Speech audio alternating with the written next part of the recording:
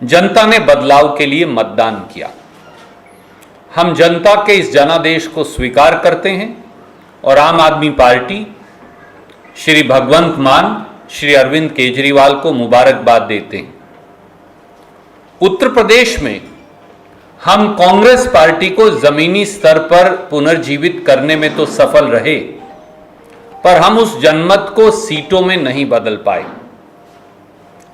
लेकिन कांग्रेस पार्टी उत्तर प्रदेश की हर विधानसभा में गली कूंचे तक पहुंच पाई। हम उत्तराखंड और गोवा में बेहतर चुनाव तो लड़े, पर जनता का मन नहीं जीत पाए, विजय के आंकड़े तक नहीं पहुंच पाए। हमारे लिए एक सीख है कि हमें धरातल पर और अधिक मेहनत करने की आवश्यकता है। हमने इस चुनाव को जातिवाद और धार्मिक ध्रुवीकरण के मुद्दों से दूर रख जनता के मुद्दों पर वापस लाने का सतत प्रयास किया। वो चाहे बेरोजगारी हो, वो चाहे महंगाई हो, चाहे वो डूबती अर्थव्यवस्था हो, चाहे वो जनता के समक्ष रोजमर्रा का संकट हो, चाहे वो शिक्षा हो, चाहे वो स्वास्थ्य हो, चाहे वो ढांचागत विकास हो। परंतु यह भी सच है कि भावनात्मक मुद्दे जनता की जिंदगी से जुड़े इन मुद्दों पर कहीं ना कहीं हावी हो गए। हम चुनाव हारे या जीतें, लेकिन भारतीय राष्ट्रीय कांग्रेस देश की जनता के साथ लगातार खड़ी है। हम जनता के मुद्दों को, महंगाई को, बेरोजगारी को, अर्थव्यवस्था को, शिक्षा को, स्वास्थ्य को, ढांचागत विकास को, इन सब मुद्दों को जिम्मेवारी के साथ उठाते रहेंगे। हम हार के कारणों पर गहन दृष्टि से आत्म मंथन और आत्म चिंतन दोनों करेंगे, संगठन पर काम करेंगे और भविष्य में और बेहतर प्रयास करेंगे।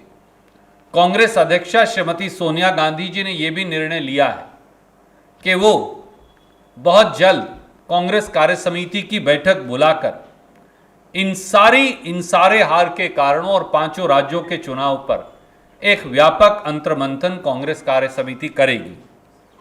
हम चुनाव परिणामों से निराश जरूर हैं, पर हताश नहीं। हम चुनाव हारे हैं, पर हिम्मत नहीं हारे। हम कहीं नहीं जा रहे।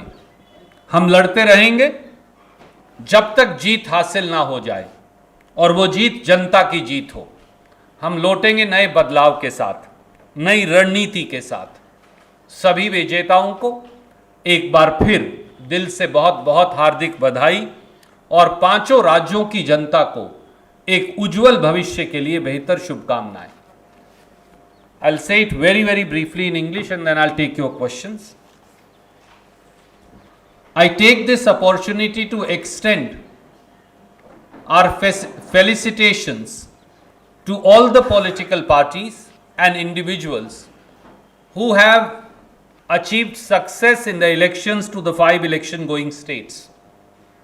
In democracy, the decision of people is the ultimate evolution or evocation of their will, and we completely bow before in the people's court.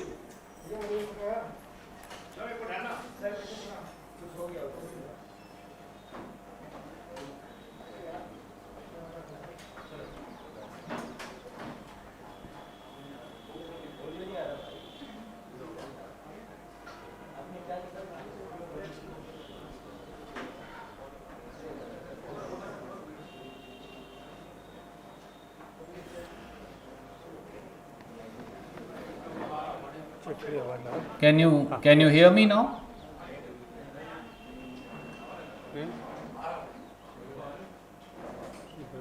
Are you getting audio? Check 1 2 3 4. Okay. I'll say it again for our friends who understand English. Indian National Congress take this opportunity to extend our felicitations to all the political parties and individuals who have won the elections in the 5 election going state. In democracy, the decision of people is ultimate, and we bow our head before the verdict that people of these 5 election going states have given. It's a fact that the results of the 5 election going states are not as per our expectations. We expected far better results in Goa, in Uttarakhand and in Punjab. And we accept that we have not been able to completely win the trust of people of these states. In Punjab, Congress party presented a new leadership in Sardar Charanjit Singh Channi, who is son of the soil, comes from a very humble background, is honest and dedicated to the cause of people of Punjab. But the entire incumbency of 4.5 years under Sardar Amrinder Singh, we could not overcome. People voted for a change, and we congratulate for Punjab the Aam Aadmi Party, Sardar Bhagwant Mann, as also Shri Arvind Kejriwal. In Uttar Pradesh, we were able to resurrect and revive the Congress party up to the grassroots in every village and in every town of Uttar Pradesh. But it's a fact that that resurrection and the fight, determined fight that the Congress party put up has not got converted into seats in this election. We did fight a determined, we did put up a determined fight in Uttarakhand and Goa, but we could not achieve the mark of victory. And that's a lesson that we will learn to work harder as also alongside the people. Indian National Congress stood out as a party in these elections which ensured that the issues of division, of hatred, of religious polarization and of caste division, vis-a-vis the issues that we put up of runaway inflation, of unemployment, of a sinking economy, of better infrastructure, of better health and education. It does seem that the emotional issues did overtake these fundamental issues affecting the life of people. Whether we win or lose an election, Indian National Congress stands in solidarity with people of India. We shall continue to espouse and champion people's voice vis-a-vis the issues of unemployment, of inflation, of those affecting their lives, of sinking economy, issues relating to creation of better and better placed infrastructure, be it in the field of education, health, power or other sectors.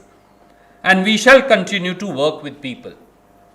We are disappointed, but we are determined to work back with the people of India, as also to resurrect ourselves from the grassroots by having a detailed introspection.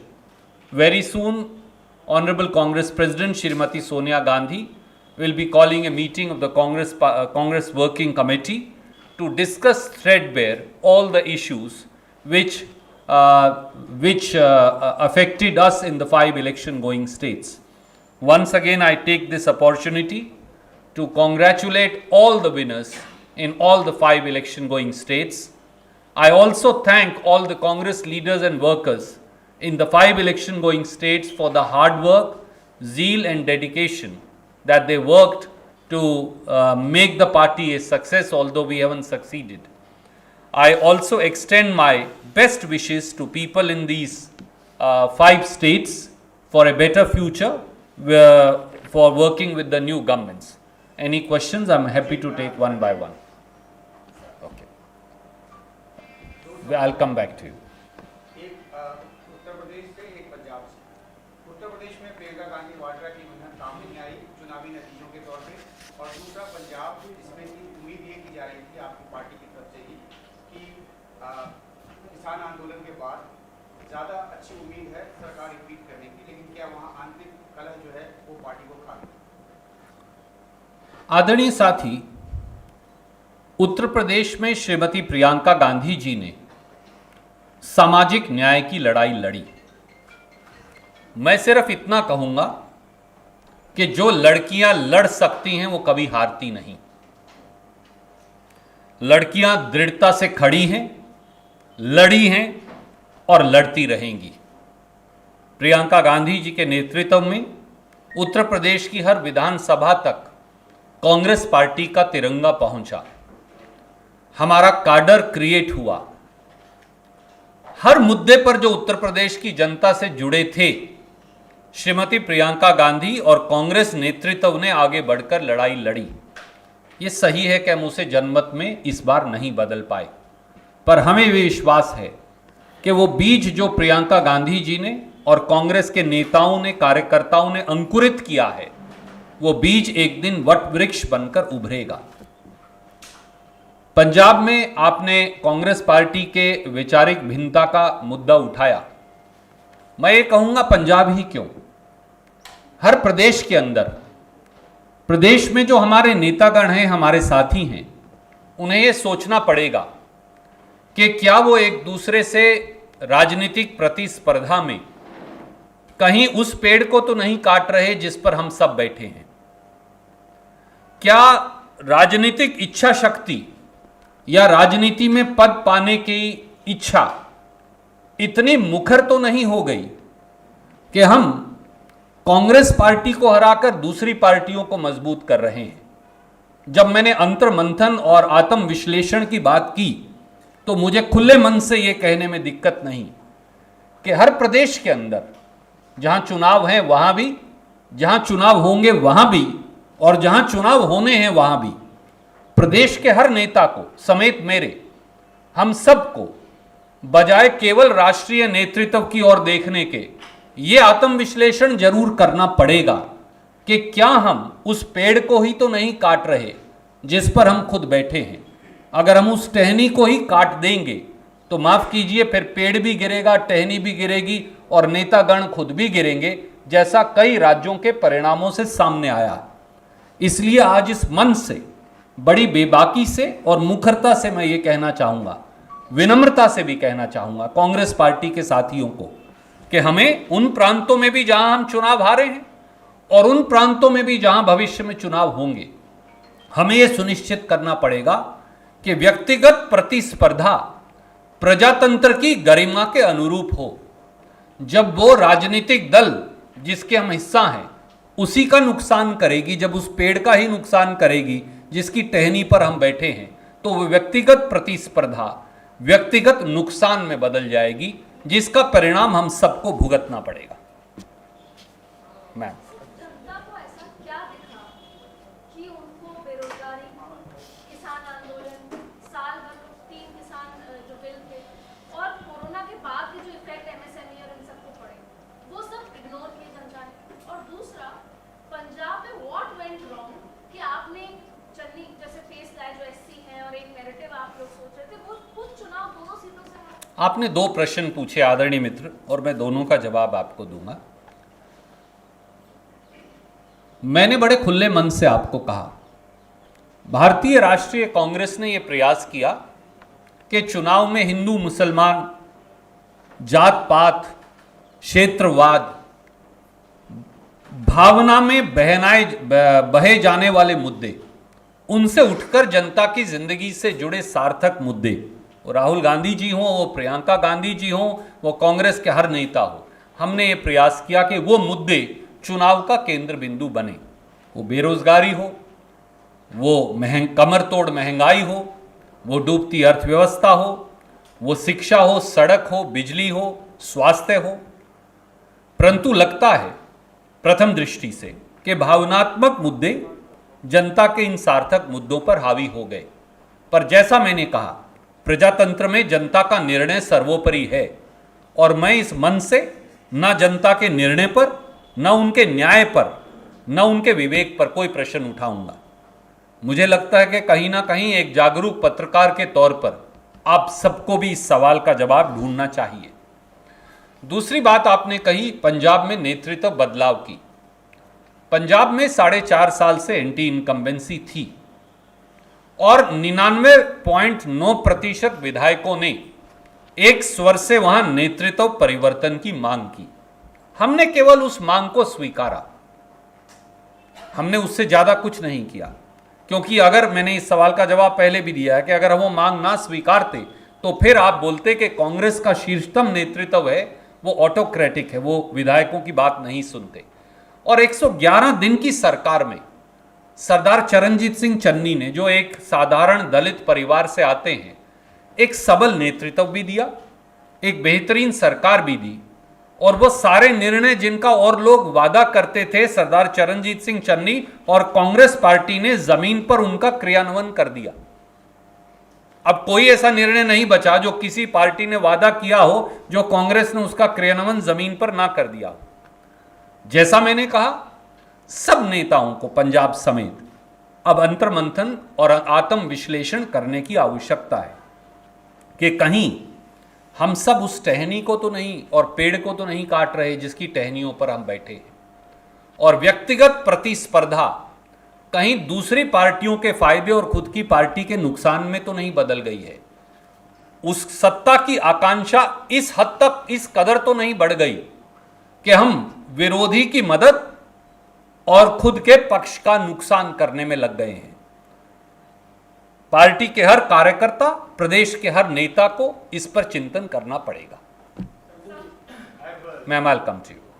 I have a lot of questions, but I'll just be brief. I'll come to you after him and you ask. And I'll come to you after him, ma'am. I have a lot of questions, but I'll just be brief because one is how long will the party be in denial about the leadership issue? Because of the fact we can see here that you can keep blaming various other people, and you've shown humility today of accepting and felicitating others. But somewhere down the line is the leadership issue. And I'm not even getting and spelling it further because you know what I imply. Would like to know whether you all will address this issue, number one. Number two, secular unity in states like Goa and Uttarakhand, which you analyze, has been completely frittered away, and that has allowed what has happened. And now you have to counter an AAP, not only in Punjab, which is being taken over, but even in Himachal. So how are you going to answer these issues? My dear friend, today perhaps is not the day to minutely introspect, examine and immediately answer each one of your issues. I am not undermining anything that you are saying. Congress President Srimati Sonia Gandhi ji within hours will be calling, very shortly she will be calling a meeting of the Congress Working Committee, where all these issues will be discussed threadbare. We have to do course correction, we have to introspect, we have to find a way ahead, and we have to ensure that people-centric issues continue to be relevant in our democracy. For if people's issues are dead, then that day will be the death knell for our democracy also. Forget about the Congress party. Congress party, Rahul Gandhi ji, Srimati Priyanka Gandhi ji, Congress leadership, we stood out in these 5 elections despite the fact that I am humble in my defeat. But we stood out for a fact that if there was one political party that was raising people's issues and saying, let's move away from issues purely based on emotions, religious polarization, caste divisions, regional polarization, to issues that affect this country today, be it health, be it education, be it road and electricity infrastructure, be it availability of jobs, be it quality of education, be it runaway inflation, be it sinking of economy. We put them at center stage. Yes, I concede we have not succeeded today, but my temporary failure to put these issues in imagination of people of the 5 states is not a failure of these issues. These are issues that affect lives of people of these 5 states as also rest of India. as also you and me, everybody sitting in this room. So we need to re-introspect and we need to re-examine and reimagine these issues as also ourselves. And Congress Working Committee will provide a way forward. Can I go to her and then I'll come back to you? Yes, sir. After her, I'll go to her and then I'll come back to you. On the issue of this, which you're saying that every Congress person has to register. My friend, I have already answered it, but I will very briefly restate it. Some friends, including Uma Shankar ji and Sunil ji and many other friends, asked a question vis-a-vis the leadership issues of Punjab. And I said, why Punjab alone? In these all 5 states, as also in the states that are going to go to polls, the leaders in the state who are the real face of the party on the ground, in every assembly there is a candidate of the Congress party who fights. In every district and block there is an office bearer of the party and more than one. In every state there are PCC, CLP leaders and many other prominent leaders. Each one of us, forget about the just relying upon the leadership of the Congress party at the center. Bereft of that, each one of the state leaders need to seriously introspect, re-examine, rethink, and answer for himself or herself whether the war of positions between themselves, and that includes the person sitting on this dais also, both of us, whether the war of position among ourselves is undermining the position of the party to an extent where we end up helping the cause of our opposition and where we end up causing loss to the Congress party. Whether the war has become, or the differences of opinion, or the quest for positions has become so bitter that we are harming or cutting the very tree that the Congress people are sitting upon. That's a question that each one of us will need to introspect, think over and answer, not only in Punjab, not only in Uttarakhand, not only in Goa, but across the country. Yes, sir. Sir, इस चुनावों को लोकसभा चुनाव के semifinal के तौर पर भी देखा जा रहा था.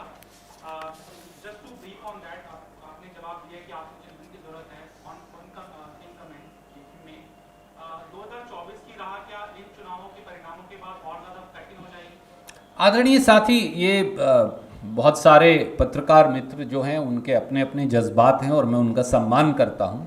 मुझे नहीं लगता कि कोई 2 चुनाव एक जैसे हैं. हर चुनाव नया है, हर चुनाव में नए मुद्दे हैं, हर चुनाव में लोग नए तरीके से वोट करते हैं. 2024 के चुनाव के लिए मैं ये समझूंगा कि हमें धरातल पर और ज़्यादा अधिक मेहनत करके संगठन को मजबूत करने की ज़रूरत है और इन चुनावों को हम 2024 के लिए एक सीख के नज़रिए से देखेंगे. Sorry ma'am, I will come to you first. Sir, आपने अभी कहा कि पंजाब में पिछले 4.5 साल से एंटी इनकम्बेंसी थी और आपने सिर्फ अपने विधायकों की बात सुनकर कैप्टन अमरिंदर सिंह को उनकी पोजीशन से हटाया था. लेकिन जिस तरीके से उन्हें उनकी पोजीशन से हटाया गया और इस दौरान जितनी बयानबाजी हुई है, पंजाब में हमने देखा है कि कांग्रेस के काफी गद्दावर नेता भी थे जो ओपनली क्रिटिसाइज करते थे पार्टी के मूव्स को. आपके इस चीज को एक्सेप्ट करते हैं कि उससे भी पार्टी को कहीं ना कहीं नुकसान हुआ है और आने वाले दिनों में इस प्रॉब्लम से आप लोग कैसे डील करेंगे? आदरणीय मित्र, ये 3 अलग अलग साथी सवाल पूछ चुके और मैं व्यापक इसका जवाब दे चुका, पर मैं केवल ये कहूँगा, हर बार जब बयानबाजी होगी, हर बार जब हम प्रतिस्पर्धा एक दूसरे से दुश्मनी या नफरत में बदल देंगे, तो हर बार कांग्रेस को नुकसान होगा. और मुझे लगता है कि इस पर हर व्यक्ति को, कार्यकर्ता को, नेता को, छोटे से बड़े नेता को आत्मविश्लेषण की आवश्यकता है. मेरा सवाल ये है कि पंजाब जैसा जो इशू आया चुनाव के दौरान, जो कर्नाटक के प्रभारी भी है, पूरे विपक्ष ने उस मुद्दे को घेरा. आपको लगता है कि ऐसे इशू का बीजेपी को फायदा हुआ? ऑलरेडी योगी 80-20 की बात कर रहे हैं, तो उसकी वजह से उनको फायदा हो, पोलराइजेशन मतलब काउंटर पोलराइजेशन करने में फायदा हुआ? आदरणीय साथी, इस देश में हर व्यक्ति को सोचना पड़ेगा. जनता का निर्णय सर्वोपरि है और मैं ना जनता के निर्णय पर, ना उनके विवेक पर, ना उनके फैसले पर कोई प्रश्न उठाने की हिम्मत नहीं कर सकता, हो ही नहीं सकता. पर हमें ये सोचना ज़रूर पड़ेगा कि क्या इस देश में धर्मांधता चलेगी, जातीय विभाजन चलेगा, हिंदू मुसलमान शमशान कब्रिस्तान चलेगा, नफरत चलेगी, बंटवारा चलेगा, विषैला जहर चलेगा, या फिर इस देश में रचनात्मक राजनीति चलेगी। मैंने कहा कि हमने रचनात्मक राजनीति का प्रयास किया। राहुल गांधी जी के नेतृत्व में, प्रियंका जी के नेतृत्व में, कांग्रेस के हर नेता ने यह प्रयास किया कि धार्मिक विभाजन, जातीय विभाजन, धर्मांधता और जो भावना में बहने वाले जो मुद्दे हैं उनसे हटाकर जनता को सार्थक मुद्दों तक हम उनको जनता के डिस्कशन के अंदर लेकर आए। हो सकता है हम इस बार कामयाब ना हुए हों, पर उसका मतलब ये नहीं कि ये मुद्दे सार्थक नहीं हैं। कांग्रेस पार्टी इन पर लगातार काम करती रहेगी। मेरा एक सवाल है, रणदीप जी, आपने आत्मचिंतन की बात की, लेकिन जवाबदेही का जिक्र नहीं किया। 2019 में जब आप लोग लोकसभा का चुनाव हारे तो राहुल गांधी ने अपने पद से अध्यक्ष पद से इस्तीफा दिया। 5 राज्यों में अगर उत्तर प्रदेश को अपवाद मान के लिया जाए तो बाकी के 4 राज्यों में जो प्रभारी हैं, जो चेहरा थे, जो या प्रदेश अध्यक्ष हैं, अभी तक उन लोगों की तरफ से कहीं से कोई जवाबदेही या जवाबदेही लेते हुए अपने पद से इस्तीफे देने की बात नहीं। अकाउंटेबिलिटी की बात कुछ साल पहले कांग्रेस पार्टी में की गई थी।